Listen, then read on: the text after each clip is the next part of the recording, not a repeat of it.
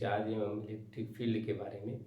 तो उसमें जो कल बताया गया था आवेश के बारे में, तो आवेश की खोज थैलस मिलेटस नामक वैज्ञानिक ने किया और आवेश को दो भागों में बांटने वाला वैज्ञानिक थे बेंजामिन फ्रैंकलिन ने। तो आज हम लोग थोड़ा सा आवेश की संकल्पना के बारे में चर्चा करेंगे कि आवेश की संकल्पना क्या होती है।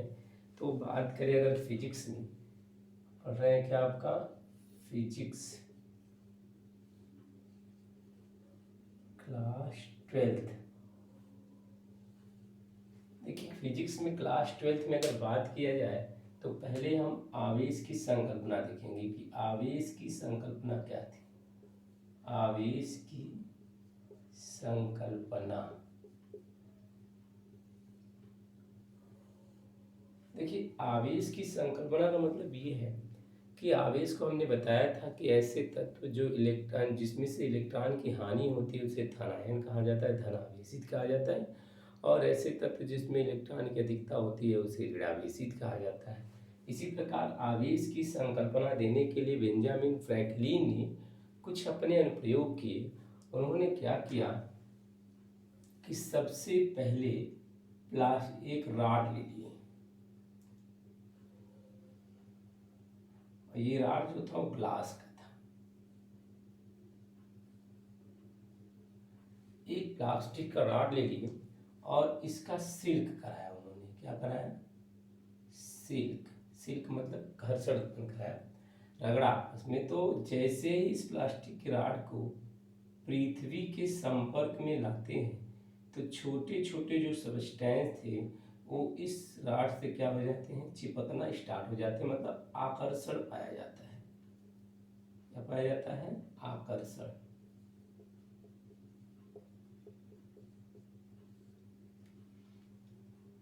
अब इसी प्रकार उन्होंने दूसरा रॉड को लिया, G2 को, ग्लास जिसे कहा जाता है, उसका भी सिल्क कराया उन्होंने।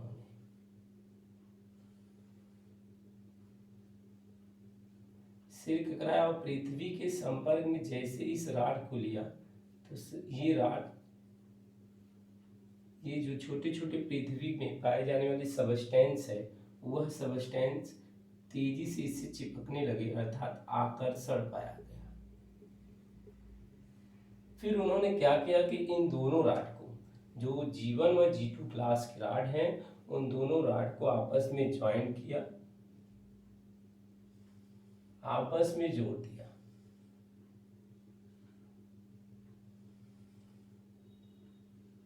और इसे G1 का नाम दिया और प्लस ये क्या है आपका G2 है, तो G1 व G2 प्लस इसको क्या कराया था उन्होंने? सिल्क कराया। तो उन्होंने जैसे ही पृथ्वी के संपर्क में इस रॉड को लाए तो सभी रॉड क्या होने लगे? तेजी से, ये छोटे छोटे सबस्टेंस जो पाए जाने लगे वह तेजी से इस रॉड की ओर क्या करने लगे? आकर्षित होने लगे, अर्थात तीव्रता से आकर्षण हुआ। इस तरीके से हुआ। तो उन्होंने क्या किया? सबसे पहले बेंजामिन फ्रैंकलिन ने आवेश की संकल्पना में क्या किया कि एक कांच का रॉड तैयार किए और उस रॉड का सिल्क कराया गया, आपस में रगड़ा गया, और रगड़ने के बाद घर्षण उत्पन्न, उसको क्या किया गया? पृथ्वी के संपर्क में जैसे ही लाए तो छोटे छोटे सबस्टेंस जो थे वो तेजी से आकर्षित होने लगे रॉड की ओर। इसी प्रकार इसको भी सिल्क कराया G2 रॉड को, और इसको भी पृथ्वी के संपर्क में लाया तो तेजी से क्या होने लगे? आकर्षित होने लगे। और यहाँ इन दोनों के अपेक्षा, इन दोनों को जब आपस में रॉड में जोड़े दोनों G1 और प्लस G2 को, फिर उसके बाद इसको सिल्क कराया, तो जो जैसे ही पृथ्वी के संपर्क में आया तो इन सब की अपेक्षा तीव्रता पूर्वक ये तेजी से आकर्षित होने लगे। अब दूसरा उनको जब नहीं लगा तो उन्होंने क्या किया? दूसरा उन्होंने प्लास्टिक ले लिया, एक प्लास्टिक का रॉड बनाया, ये P1 है, और प्लस इसका क्या कराया उन्होंने? सिल्क कराया। तो जो प्लास्टिक रॉड, इसको जैसे ही पृथ्वी के संपर्क में सिल्क कराने के रखा तो ये तेजी से आकर्षित होने लगे। फिर उन्होंने P2 प्लस सिल्क कराया। P2 का मतलब दूसरा रॉड लिए प्लास्टिक का होगी, तो इसको भी पृथ्वी के संपर्क में लाया तो तेजी से क्या होने लगे? ये आकर्षित होने लगे। तब उन्होंने क्या किया? इसको ज्वाइन कर दिया आपस में। जब दोनों को ज्वाइन किया अर्थात P1 और P2 को दोनों को जब ज्वाइन किया, P1 प्लस P2 और प्लस इनका क्या करा उन्होंने, सिल्क कराया, तो ये जो छोटे छोटे सबस्टेंस थे पृथ्वी के नजदीक, ये तेजी से क्या होने लगे, आकर्षित होने लगे, और इन दोनों की अपेक्षा तेजी से, इसमें तो आकर्षण पाया गया, इसमें भी आकर्षण पाया गया, और इसमें तीव्रता से आकर्षण पाया गया। तो इसका मतलब ये है कि उन्होंने सबसे पहले ग्लास का बना एक रॉड ले लिए, और जैसे उसको सिल्क कराया, आपस में वो रगड़ा तो घर्षण उत्पन्न हुआ, घर्षण कराया गया, तो ये जो जैसे पृथ्वी के संपर्क में लाया गया तो छोटे छोटे पृथ्वी पर पाए जाने वाले जो सबस्टेंस होते हैं तेजी से आकर्षित होने लगे इस रॉड की ओर। फिर दूसरा उन्होंने ग्लास ट्यूब को ले लिया और उसको भी सिल्क करा कर पृथ्वी के संपर्क में जैसे ही लाया तो ये भी क्या होने लगे, छोटे छोटे सबस्टेंस पाए जाने वाली पृथ्वी पर तेजी से आकर्षित करने लगे। तो उन्होंने क्या किया कि दोनों G1 और G2 को आपस में ज्वाइन करके फिर सिल्क कराया, और उसके बाद पृथ्वी के संपर्क में जैसे ही लाए तो छोटे छोटे सबस्टेंस जो पृथ्वी पर पाए जाते हैं वह तेजी से इन दोनों की अपेक्षा तीव्रता पूर्वक आकर्षित होने लगे। अब उन्होंने क्या किया कि एक प्लास्टिक ले लिया, P1 प्लास्टिक का एक रॉड बनाया गया जिसको उन्होंने सिल्क कराया, सिल्क कराने के बाद इसको क्या किया, पृथ्वी के संपर्क में लाया तो पृथ्वी पर पाए जाने वाले छोटे छोटे सबस्टेंस तेजी से आकर्षित होने लगे। इसी प्रकार P2 सिल्क को लाया गया और इसको तेजी से क्या किया गया, सिल्क कराने के बाद और इसे पृथ्वी के संपर्क में लाया तो ये तेजी से पृथ्वी पर पाए जाने वाले सबस्टेंस तेजी से आकर्षित होने लगे। फिर इन दोनों को ज्वाइन करके सिल्क करने के बाद इसको पृथ्वी के संपर्क में लाया तो ये इन दोनों की अपेक्षा तीव्रता पूर्वक आकर्षण उत्पन्न किया।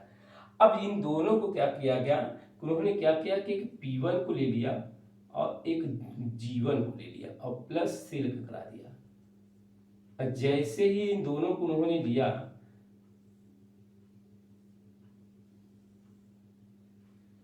तो इसको सिल्क कराने के बाद पृथ्वी के नजदीक जैसे ही लेके आए, इसमें कोई भी सबस्टेंस इसके पास नहीं जा पाए, अर्थात इसमें क्या पाने लगा, प्रतिकर्षण पाए जाने लगा। जब P1 और P2 आपस में दोनों को अर्थात ग्लास को प्लास्टिक को आपस में ज्वाइन करके जब सिल्क कराया गया तो जैसे ही पृथ्वी के संपर्क में इस रॉड को लाया जाता है तो पृथ्वी पर पाए जाने वाले छोटे छोटे सबस्टेंस इस रॉड की ओर आकर्षित होना बंद कर दिए। तो इससे उन्होंने क्या सिद्ध किया कि अगर ये +1 है और ये भी +1 है तो ये क्या हो जाएगा, +2 हो जाएगा। इसी प्रकार ये इसमें इससे इन दोनों की अपेक्षा यहाँ पे तीव्रता पूर्वक आकर्षण पाया गया क्योंकि +2 था। इसी प्रकार ये -1 है, ये भी -1 है, ये जो बना हुआ है -2 है, इसके अपेक्षा इसमें तीव्रता पूर्वक आकर्षण पाया गया। और फिर उन्होंने क्या किया, इन दोनों को आपस में जब ज्वाइन कराया तो एक +2 बन गया, एक -2 और यहाँ पे क्या हो गया 0। इसलिए ये कहा गया कि जो आकर्षण पाया जाता है जब इन दोनों को ज्वाइन कर दिया जाएगा तो आकर्षण बल क्या हो जाता है, घट जाता है अर्थात कम हो जाता है, जिससे कि प्रतिकर्षण बल कार्य करने लगता है। तो इससे यह सिद्ध हुआ कि अगर जब तक कोई वस्तु आकर्षित मतलब घर्षित नहीं मतलब सिल्क नहीं कराया जाएगा तब तक उसमें कोई आकर्षण की क्रिया उत्पन्न नहीं होगी, क्योंकि आयन होने के बाद ही आकर्षण क्रिया होना प्रारंभ होती है, क्योंकि आयन दो प्रकार के होते हैं, एक धन आयन और एक ऋण आयन। तो यहाँ पे जैसे ही आवेशित अनावेशित वस्तु को जब से यहाँ पे रख दिया गया तो ये पृथ्वी के संपर्क में आते ही पृथ्वी पर पाए जाने वाले छोटे छोटे समस्याएं इससे आकर्षित होना बंद कर दिए, क्योंकि ये एक प्लस था तो दूसरा क्या था माइनस, प्लस माइनस से 0 हो जाता है। तो इस बात से बेंजामिन फ्रैंकलिन ने एक बात सिद्ध किया कि जो अगर दो वस्तुएं हैं और दोनों में से किसी एक पर आवेश है और दूसरे पर आवेश नहीं है तब पर भी आकर्षण की क्रिया प्रारंभ अर्थात उत्पन्न हो जाएगी। दो वस्तुओं में कोई एक वस्तु अगर आवेशित है तो दूसरे वस्तु को आवेशित होने की आवश्यकता नहीं है, ये बेंजामिन फ्रैंकलिन ने बताया। क्योंकि अगर एक वस्तु आवेशित है तो उसके लिए दूसरे वस्तु अगर आवेशित है तो कोई बात नहीं, अगर आवेशित नहीं है तब पर भी आकर्षण बल की क्रिया प्रारंभ हो जाएगी। तो इस आधार पर हम कह सकते हैं कि ये आवेश की संकल्पना है। एक बार इसे हम थोड़ा पुनः रिपीट करते हैं, उसके बाद आगे चलते हैं। सबसे पहले आवेश की संकल्पना के बारे में बेंजामिन फ्रैंकलिन ने दिया। और उन्होंने क्या किया कि सबसे पहले एक ग्लास ले लिया जिसे जीवन कहा गया। इस ग्लास का सिल्क कराया गया। सिल्क कराने के बाद इसको जैसे ही पृथ्वी के संपर्क में लाया गया तो पृथ्वी पर पाए जाने वाले छोटे छोटे सबस्टेंस जो है इस ग्लास की ओर आकर्षित होना प्रारंभ हो गया। इसी प्रकार ग्लास 2 को ले लिया और इसमें सिल्क कराया गया। और जैसे ही इस ग्लास को पृथ्वी के संपर्क में लाया गया तो पृथ्वी पर पाए जाने वाले छोटे छोटे सबस्टेंस इसकी ओर आकर्षित होना प्रारंभ कर दिए। अब इन दोनों ग्लास को आपस में ज्वाइन कर दिया गया, जोड़ दिया गया। जब जोड़ दिया गया तो इससे जो ग्लास बना हुआ था वो G1 और G2 प्लस इसको भी सिल्क कराया गया। और पृथ्वी के संपर्क में जैसे ही सिल्क करा के इस ग्लास को लाया गया तो उसमें पृथ्वी पर पाए जाने वाले छोटे छोटे सबस्टेंस जो होते हैं इस ग्लास की ओर आकर्षित होना प्रारंभ हो गई और इन दोनों की अपेक्षा तीव्रतापूर्वक आकर्षण होना स्टार्ट।